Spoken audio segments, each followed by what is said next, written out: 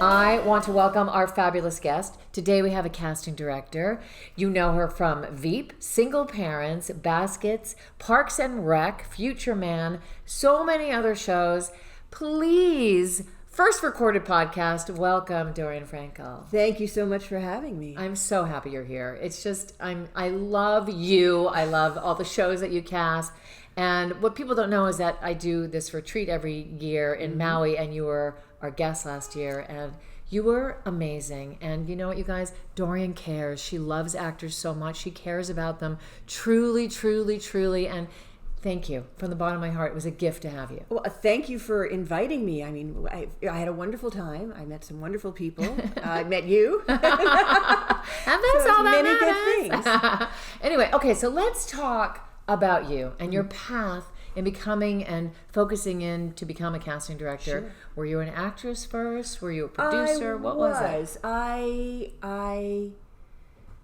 I got out of college, I started working for an off-Broadway producer. I worked for the Big Apple Circus for a little while. So it depends on what, if you're doing a pilot, you know, there are things that are a little bit different because you see a lot more people. You're casting the series regulars. But the everyday sort of episodic week in, week out, you know, you get a script, say, maybe a week before, you read the script. Maybe you've been given a heads up that some character might recur in this episode, so you make sure they're available. A lot of dealing with schedules, which is not what I love about it, but it's fine. But then you have to bring in your vision from the producers. Yes. You have a meeting with the producers to tell you to discuss and collaborate. It's funny because a lot of people think that we have these long, in-depth discussions about That's what why you're each here. character is. That's why you're here. I think some shows do that, and I think maybe it's more of a drama thing. Most of the shows I've ever done, I've been, you know, it's just up to me to sort of say, okay, what does this feel like? I'll write a breakdown, send it for people to look at. Sometimes they weigh in and say, no, we want this person to be older, or we want this person to be this or that. But mostly it's from reading the script, looking at all the new roles. Yeah, and I do work with a partner, I work with two partners essentially, Sibby Kirchgessner and Marlies Gunzenhauser. So this is all of us do all of this. Yes, beautiful, wonderful.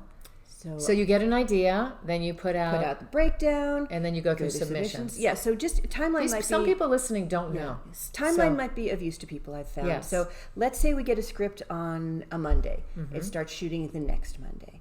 So we read the script, we pin anyone who is a recurring character that's already been established, make sure they're available, make sure they don't have any conflict, write a breakdown for all of the new characters. Sometimes there's one, sometimes there's 8. Yes. I have to say, there's a lot of approvals. This is not that interesting, but it is part of the process. But it is interesting. So we have to sort of get any feedback from the writer on that. Then we have to send it for studio network approval. Then we release the breakdown. Hopefully that's all within like a half a day. And so by the time when you release a breakdown and it gets sent out to agencies, are the auditions happening the very next day? Generally, yes. Because... So how does it happen? How does the turnover happen so quickly? Okay, so submissions start coming in. Let's say the breakdown gets released in the afternoon. Submissions start coming in immediately. We tend to get about 2,000-ish submissions per role. I know that sounds insane. That is. But, you know, right now everybody's in a hurry and everybody submits everybody. Yes. So you just sort of have to go through it. So we start going through submissions right away because we never know if there's going to be a new character. We never know if we're going to have to see more, have more sessions on a role. So we want to make sure we do everything quickly so that everything is set in time. Don't hit the table. Sorry. I'm pounding the table here. We want to make sure that we're not sort of scrambling at the last minute. Right. So you go through all the submissions. They'll continue to come in and we'll continue to go through them. We have a system where we mark people that we think could be right. We tend to see some people we know and we think will be great for the role. We tend to see some people we don't know, and that's one of the ways we meet new people. So we set up for the next day. We usually do like a couple hours in the morning. How many actors do you usually see per role? You know, 12 to 16, depending on the role. Of these 2,000 submissions. Yes, I know. Highly competitive. How does that happen, and how do you get picked? I will tell you. On this show and on most shows, unless there's a very specific reason, we can't hire anyone who's non-union because the show could get fined. And I know sometimes people think, oh, why won't they just TaftHartley Okay, people? well then let me ask you that really quickly about being SAG eligible versus being in Screen Actors Guild. SAG-AFTRA now. Okay, I'll tell you how I feel. Everything I say is just my subjective Exactly. I know that people have different feelings in different offices. Okay, so what is your opinion about that? I look at all submissions. I am happy to see anyone who's SAG eligible as long as they're willing to join if we want to hire them. I mean, you can't like. But does that give a little red flag to you? Because what if they didn't have the funds to join? They're SAG eligible by the time that you have to hire them. Is that an issue? It's a thought. Yeah. But I assume that if somebody is applying for the job, they're going to be ready to take the job. And mostly we've had success with that. We haven't had anybody suddenly say, I just don't have the money to join. I think they have payment plans. I don't know the ins and outs of it. But if you're being submitted and you go into audition, you're telling us that you are willing to do what it takes to take the job. Because I can't hire you if you're not in the union. And so the one thing I want to say is a lot of times people think, well, they just don't want to hire non-union people. It's like, no. My show will get fined. Everybody's on a tight budget. It's my responsibility to avoid having the show be fined. So if we are TaftHartleying somebody, unless they're under 18, they have to have... Yes, and let me just talk about what TaftHartley means. And TaftHartley means... Oh, okay. Some people don't know. Absolutely. Some people do know, but I am here to give that information. So if you are not in the union, one of the ways you can get in the union is if you book a job and the production will fill out a form saying this is why we have to hire this actor and not any of the thousands of other actors in the union. And sometimes it's a very special quality or skill. Maybe they speak Urdu. I don't know. There are some people that do that. Sometimes I just coached somebody that had to speak Urdu. Yeah, that's so weird that you just said that. It's a thing that happens. What? It's so crazy. I think it happened when I was working on the unit many years ago. Just popped into my head. If you're under 18, there's no penalty. Right. If you have training from a really well-known, reputable, training program, that can be a good reason. Oh, so interesting. First professional employment of a young person who has had training or something. Okay. So they have to fill out forms, and we it just costs. have to fill out one form. Oh, okay. So there's no cost for the Taft-Hartley. Oh. You just have to pay to join union, which is a lot of money. Okay. And you have. But so why don't shows like to do it? Well, because if I just hire some actor who, let's say, okay, I get 2,000 submissions for this guy who's 25 who's a barista. What are the odds that I can't find a good actor for that role? 0. Right. So the union is invested in employing its members. So if I hire somebody who's not in the union when I could have very easily found someone in the union, that's when the show will get fined. When we can't justify it properly. I get it. Interesting. That's interesting to me because actors come to me and say, but I'm SAG eligible, and I always say, well, maybe I think you should join. I think it makes you more reputable. And I mean, there are two opinions on that. Right now, because of the way commercials are, a lot of people are being encouraged to wait so that they can do non-union commercials because there's so much work there. Right. I get that. So I'm happy to see people who are SAG eligible, assuming they will be able to join. But generally for smaller roles, it does point out people as probably being a little less experienced. I'm probably not going to bring in, unless it's somebody who's like a Broadway person and just hasn't joined yet. Right. But for a big guest star, I'm probably not going to bring in a SAG eligible. So what do you suggest for actors to keep their training? What is it about their resume that you're going to go, okay, I'm going to bring that person in? Or have they met you, or are they in plays? Something. What is anything and everything. I will say it's all of those things, and then mostly it's intuitive. You go through 2,000 submissions. Some of the people submitted aren't right.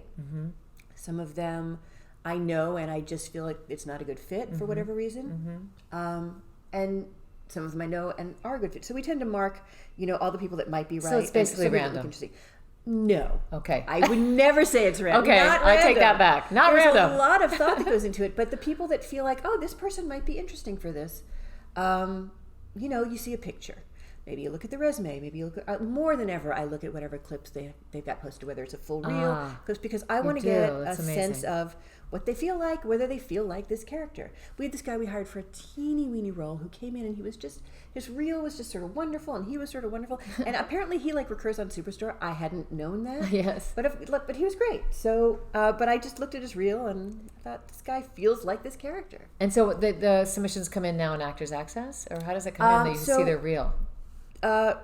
We put out the breakdown to agents and managers. I tend to not put it out to Actors Access because I will say this is something useful for actors to know.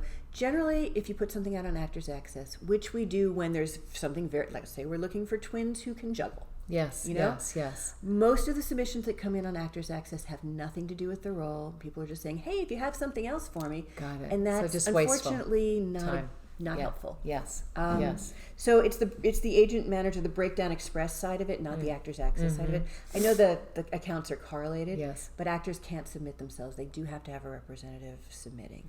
And how do you feel about if an actor just randomly finds your email and will submit something? Are you open to seeing those emails? It happens all the time because everybody's email is out in the world now. Yes. What do you feel about that? Often when people are emailing out about a specific role, it's too late. We've already seen the role because things do move fast. Yes. We get a lot of newsletters from actors about, something a recipe they just cooked or a trip they just took. Does that awaken you to them, or is it kind of... I understand that people are trying to just sort of be a person. Yes. I just get so much email that it starts to feel like a burden. Yeah. So what's I'm the best very way? happy that you got married Yes. and you went on your honeymoon to Italy. That's a beautiful thing. It doesn't mean I'm going to call you in for this particular role. I have actors that I love that I don't necessarily ever have the right role for. Well, because there's so many actors and there's not a whole lot of roles all the time. Yeah. But so what do you suggest is the best way for that connection? Because it is all about connection. But it also is about, I just have to do this with air quotes because it's such a cliche, but it is about the work. The work. Yes, the work. When people well, come that's what I'm in first and foremost. I could care less what anybody looks like. I care about the work. Yeah. When people come in and just are really good, that's who you remember. Yeah. It's not because they made a joke and were friendly. It's not because they asked me a question about my childhood. It's not because they brought me donuts. It's the work. Yeah. At the end of the day. I will say something else I think hopefully useful about that. I don't care how many followers you have. On projects I have worked on, I know sometimes that comes into play. I know it's a real thing. But generally, in the day-to-day episodic casting, we bring in people based on either we know them or their resume or they're real. We read people. We then, to continue, this is continuing the process. Yes. Then there are no callbacks. We narrow down from the auditions and we send 5 to 8. On all your shows, selects. there's no callbacks? On a pilot, you'll be in with producers. Yes. Yes. And some shows I think still do, but a lot of shows people just don't have time to be in the room. They're busy writing, and it works really well to that's just wonderful. do it on tape. So we'll say see 14 people, and then there's 6 that we loved, and we send those 6 off, and then the producers will watch and decide discussion, and they will decide who we should hire. And why did I go to that? I don't remember. We were talking the process about how people get seen, really. And you basically went to the work. The work. Yes. The work. Let's quote that together. I always feel the work. I feel so pretentious saying that, but that's what matters. So if you are one of those 6 people that gets sent off in a link, people are watching the audition and they're picking somebody. They're probably not going to your resume. Yeah. They're probably not going to your website. They're probably not checking your Instagram. They're just picking somebody based on the audition. So what's your advice to actors out there to study, to keep, a full sense of themselves? I'm answering the questions for you. Yes. What does that mean, stay current, in your opinion? I think there are a lot of things that people have been telling actors for a long time that may not be the freshest information. Can you elaborate what that means? I mean, I remember when I was in New York, Yeah. I took a commercial class. Yeah. And one of the things they said, go big. They can always bring you down. Yeah. You go big in a room now, people think you don't have a sense of the tone of the show. They think you're going to go broad.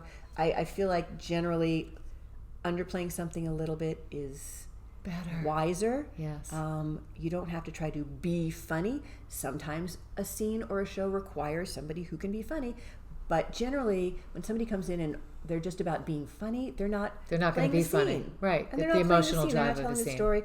Often they're a supporting character in a scene with a series regular. Often especially in single camera comedy, often the job of the supporting cast is to sort of be the everyman responding to a crazy thing that one of the main characters is doing. But still have a fully fleshed out character, beginning, middle, and end. But you don't have to be ba-dum-bump because you don't want to play on the joke ever, actually. Right. This is why you know what you're doing. That too, because I tell actors for that connection value to, give a shout out on Instagram about a show that, you're casting that you like and tag you in it. Do you look? Sure. Yeah. You see the imagery of names come up. It just, there's a subliminal thing that goes on. Yeah, but sometimes people feel like they're being a suck up, and that's not helpful. I don't mean it in that way. I just mean it in a really, truly organic way. Okay. Absolutely. Yeah. Absolutely.